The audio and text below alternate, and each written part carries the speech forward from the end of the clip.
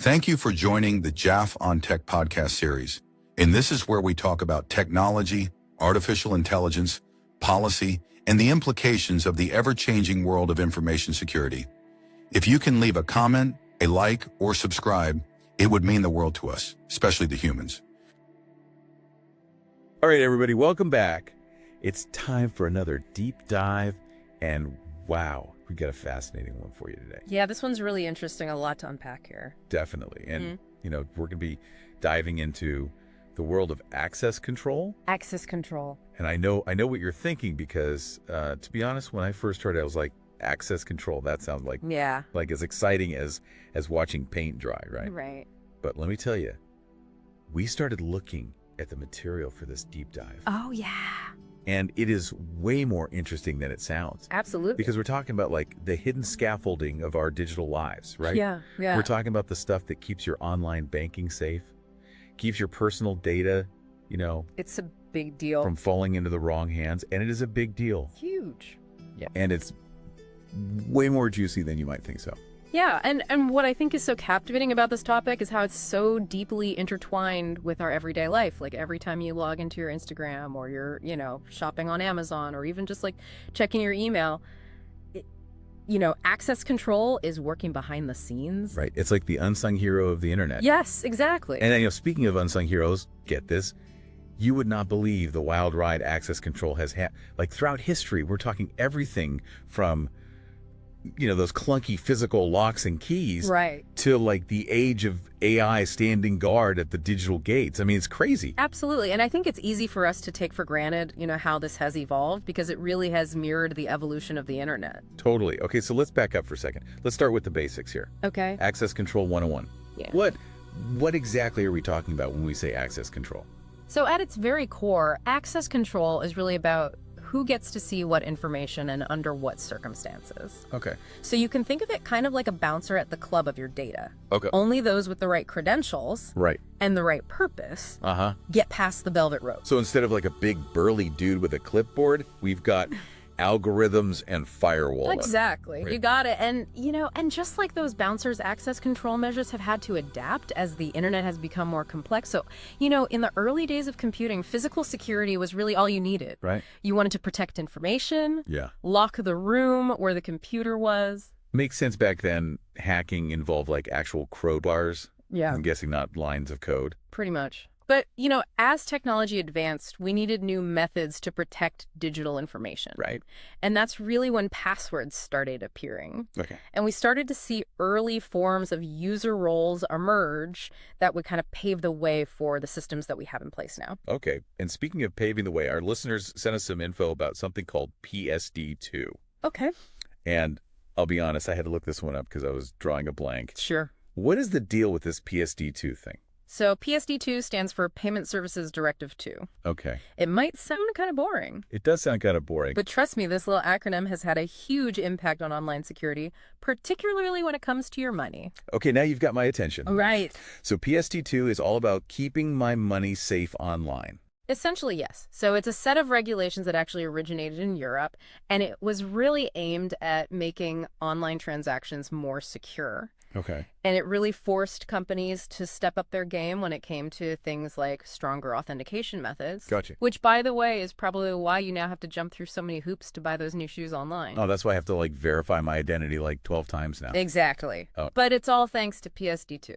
So what might seem like a minor inconvenience to me when I'm online shopping is actually like a byproduct of this PSD2 thing working behind the scenes to keep my digital life a little bit safer. Exactly. And it highlights how these regulations can actually have this ripple effect and really shape the digital security landscape for everybody. Interesting. Okay. PSD2, stricter security for online shopping. Got it. But something tells me the story doesn't end there. Yeah. Right? It seems like every time I turn around, there's a new security update on my phone or a new privacy policy to try to decipher. Oh, yeah, definitely. The evolution of access control is an ongoing story. Right. And like any good thriller, Yeah. there are twists and turns along the way. I like it. So remember how we talked about those early forms of user roles? Yeah. Well, in the 90s, things started getting a little bit more organized with the rise of RBAC, or role-based access control. RBAC, okay. Yeah. That sounds a little technical. It does a little bit. So is this like the VIP section of the internet suddenly got really organized or something? Kind of, yeah. I mean, before RBAC, it really was a bit of a free-for-all. Okay. But RBAC brought a little bit of order to the chaos. So imagine, like, instead of giving every single person a key to the entire building, you start giving out keys based on whether someone needs access to the mailroom. Okay. Or the executive suite. Right. Or the janitor's closet. Gotcha. That's kind of RBAC in a nutshell. Okay. So instead of everyone having access to everything, RBAC started putting things in their rightful place. Exactly. Makes sense. Yeah. But knowing the internet, Yeah. things didn't just stop there. Oh, no, no, no. Right. Fast forward to the 2010s, and things get even more interesting with the emergence of ABSC. ABAC. Or attribute-based access control. Okay. So if RBAC was like the sheriff bringing order to town, Okay. ABAC is the detective who's always 2 steps ahead. All right. I'm intrigued. Break it down for me. What makes ABAC so special?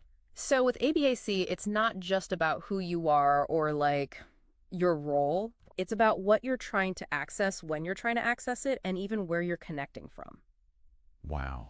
So it's like the system is saying, okay, you're the accountant, so you can access financial data, Uh-huh. but only during work hours Oh. from your office computer, Oh, wow. and only these specific files, not the entire financial history of the company. Talk about being specific. Yeah. That's like the ultimate digital bouncer right there. Right. Checking every little detail before granting access. I can see why that's so crucial, especially with the way that we live our lives online these days, right? Like we're working from coffee shops, we're accessing sensitive information on our phones. It's like the lines are blurred everywhere.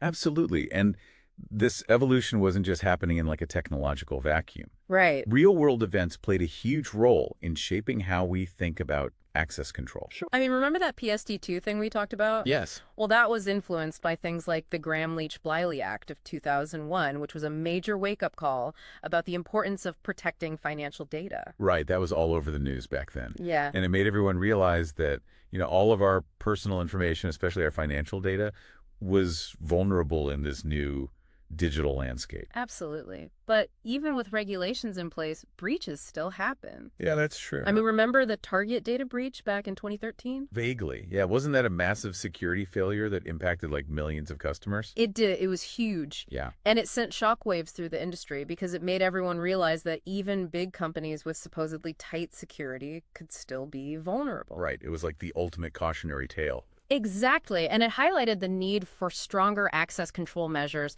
not just at the company level, but for individuals like you and me. Totally. Okay, that's a little unsettling. It makes you realize this isn't just some abstract tech issue, right?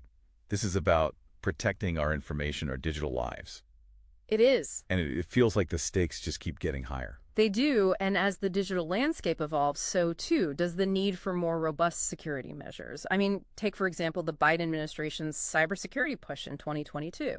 It really underscores how seriously governments and organizations are taking cybersecurity threats these days. Yeah, it sounds like, okay, so we've gone from like basic passwords to this intricate world of roles and attributes and regulations and high-profile breaches. We have. It's a lot to wrap your head around. It is. Where do we even go from here? What's next in this ever-evolving saga of access control?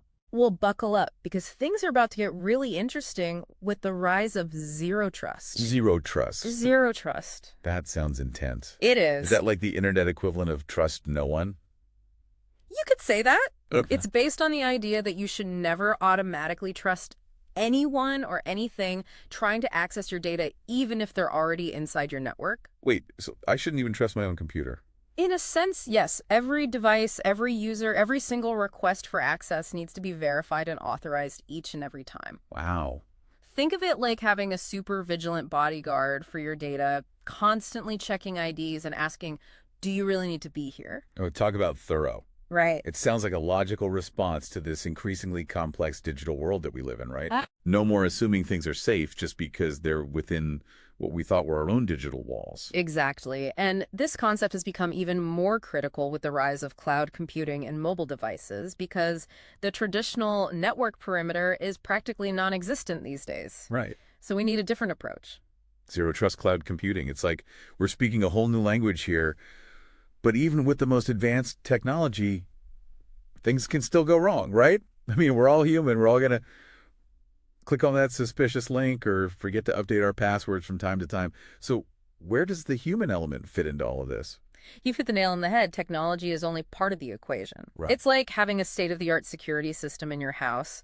But if you leave the back door wide open, it doesn't matter how many motion sensors you have. That's a good point. Right. So that's why alongside all of these technological advancements, we also need to be talking about good old-fashioned human awareness. So it's not enough to just have these security measures in place. People actually need to use them properly. Exactly. Which I'm guessing is easier said than done. Much easier said than done. Right. And that's where things like strong security policies and procedures come in. Okay. You can think of that as kind of setting the ground rules for how data is accessed and used within an organization or even just in your personal digital life. Okay. It's about establishing those good security hygiene habits that kind of become second nature. Yeah, it's like the digital equivalent of washing your hands, right?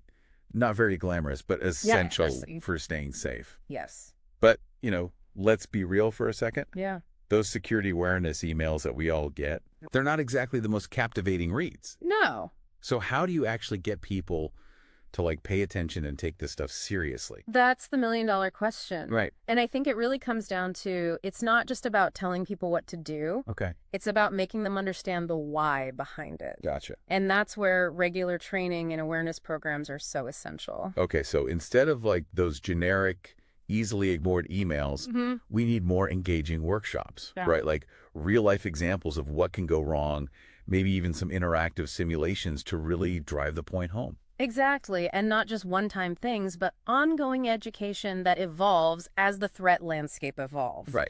We need to make cybersecurity everyone's responsibility, not just leave it to the IT department. Right, because at the end of the day, we're all stakeholders in this digital world. We all have a role to play in keeping it safe and secure. Absolutely, and that brings us right back to our core topic today, access control. Yes. It's this invisible force that's really safeguarding our digital lives from the mundane to the monumental. It's true. Every time you log into your online banking or share a personal photo or even just browse your favorite website, there's this complex system working behind the scenes to protect you. It really makes you think. And you know what? We've covered a lot of ground today. We have. From the evolution of passwords to the rise of AI and cybersecurity. And I think one thing is clear access control is about so much more than just a technical issue. It is. It's about protecting our privacy, our finances, our digital identities in this world that's only becoming more and more interconnected.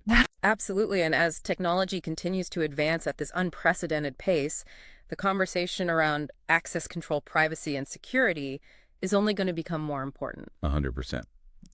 So as we wrap up today's deep dive, we want to leave you with this thought: the future of our digital world. It's being shaped right now. It is. And a big part of that future depends on how we manage and control access to information. That's a powerful thought. It is. It's about staying informed, staying vigilant, and staying curious. Well said. And on that note, we'll sign off for today. We hope you found this deep dive informative, insightful, and maybe even a little bit inspiring. Until next time. Stay curious, deep divers.